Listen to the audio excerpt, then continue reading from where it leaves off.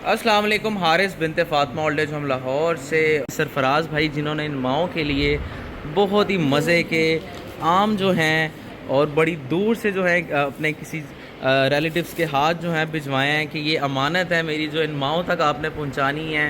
और बहुत ही कमाल के आम हैं।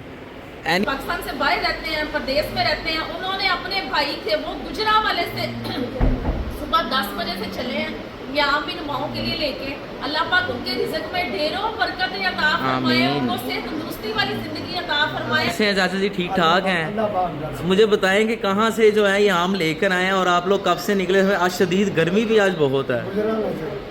गुजरांवाले से। और सुबह के निकले हुए हैं आप लोग? कैसी हैं आप? ठीक ठाक हैं?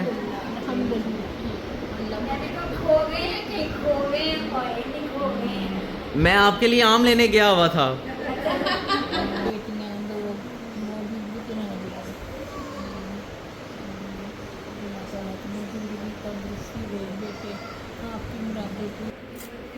ज़रूर ज़रूर। नहीं नहीं, मैं आपका बेटा हूँ माशाल्लाह। बिनते फ़ातिमा से जुड़े हुए कितने बेटे हैं आपके? एक बेटा नहीं है, बहुत बेटे हैं आपके।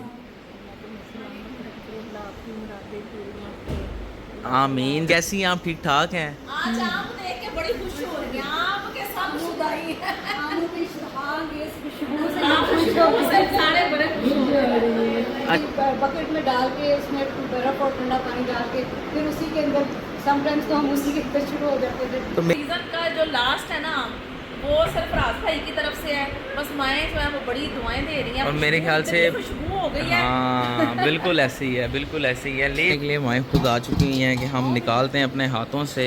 उसके बाद बर्फ़ का इंतज़ाम हो रहा है, साथ ही साथ जो है ठंडे ठंडे आम जो हैं वो खाए जाएंगे।